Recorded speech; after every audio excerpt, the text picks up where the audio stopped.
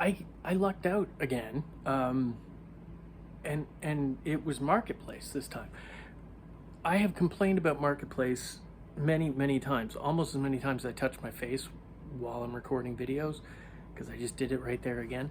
But the thing with Marketplace now is, unless if like something comes up at a reasonable price, unless the person lives next door to you, the chances of you getting it, at least around here in Southern Ontario, is slim. And so I kind of stopped looking for the most part on there. Um, but a uh, a record listing came up, and it was, and I usually send a message out to the person, and almost always it's like, sorry, it's sold, and it's literally 5 minutes later. And I messaged this guy and said, hey, I'd be interested in coming and seeing the records. And he said, oh, okay, well, I said, but I can't make it out today because there's a giant snowstorm going on. I don't know if you can see that up there because of the glare or not, but like we are in the midst of a 2-day snow event. And so the guy said, well, where are you located? And I said, I told him I have a store, and he's like, oh, I go up there all the time. I'm going out there today anyways. And I guess he has a 4x4, so he was like, I'll just come and drop him off. You can have a look at him. So he said, okay. The listing was for $150 for this box of records, and there was more than enough in there. Like, there's nothing super rare. Again, it is bread and butter stuff for the store, but there's more than enough in there to make it worth my while. So he came, and I'm like, so long as they're in good condition, I'm going to buy these things. And I didn't think he was going to show up because honestly, it is a snowstorm, and nobody's coming to the store today, hardly anybody. And sure enough, Buddy showed up, and he dropped the records off, and he said, I'll be back in like 10 minutes. I got to go do the thing he came out to do. And I looked through them. They're great. I'll show you them right now. I ended up buying them off. And so, like weird things happen sometimes where like I don't expect to get records at all from Facebook Marketplace. And I had somebody deliver it in the middle of a snowstorm from Facebook Marketplace. So you just never know. Sometimes you just got to keep, trying. So we'll go look at those records now. Okay, and there they be. So there are 45 records, and math was never my strong point, but I paid $150. So we'll get that out of the way, which I might have said that already. So that's around, what, $3, and just call it like 3.25, say $3.50, somewhere between 3.25 and $3.50. That's like Value Village pricing. So yeah, I did pretty well, pretty happy with that. And not everything in here is like top quality stuff in terms of like value wise, but there's a lot of heavy hitters in here that are constantly selling. This is another bread and butter lot. There's nothing crazy rare in here, and they're all sort of 1980s and 70s reissues. But they're super clean. The covers are clean. The records themselves don't look like they played very much. So yeah, it was just, I asked him, are you selling things? He's like, no, he's just downsizing. He had gone through his collection, and decided that, what, I don't need a CD copy and a vinyl copy of everything. So he's been thinning out his vinyl collection. Because he knows he'll get more money than he would for his CD collection. So I just lucked out and happened to see the ad, and he brought them to me. So that worked out really well. We'll get down here and we'll go through them right now. So the first Zeppelin album, and again, super clean covers on these. It's a reissue, gatefold, Led Zeppelin 3. And this still has the dolly thing on there, but so I'm going to say that's probably a 1980s reissue. 4, gatefold, AC/DC for those about to rock, Dirty Deeds, the Beatles Red album. I wonder if that on red vinyl. I'm not going to be able to do that while I'm on camera. The Cars Greatest Hits. Now, a lot of people sort of poo-poo Greatest Hits. I said poo-poo. Greatest Hits, but they sell.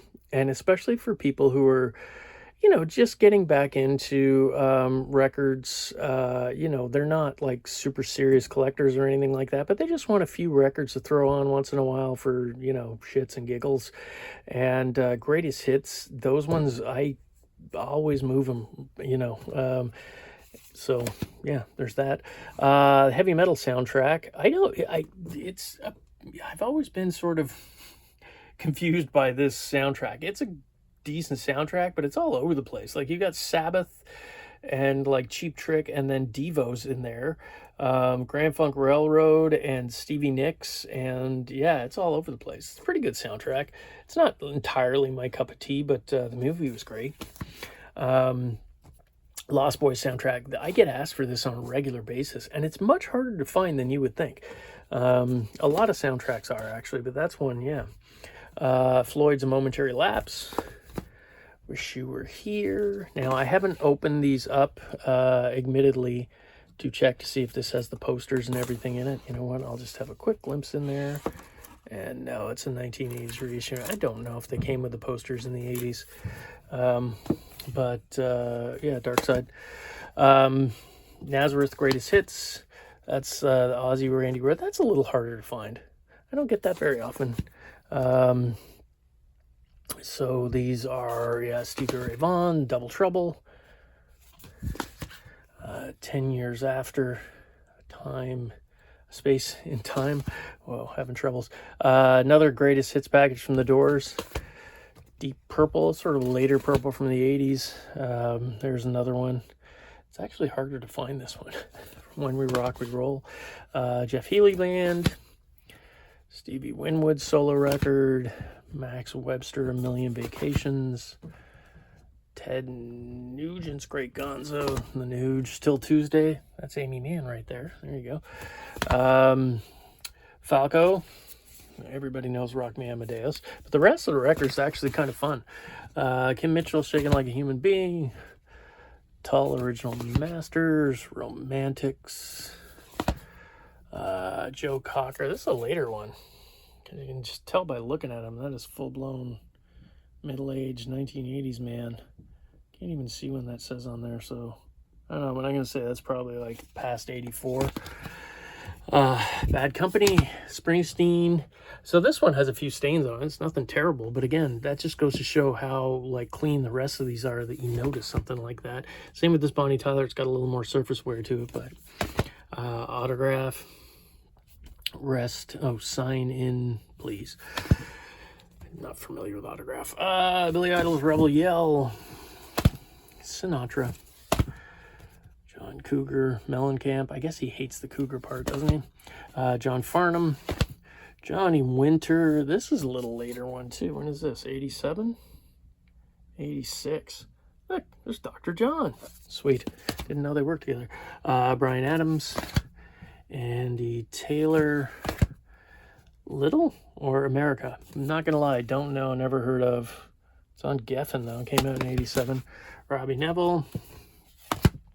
And the other Steve Winwood solo album. So there you go.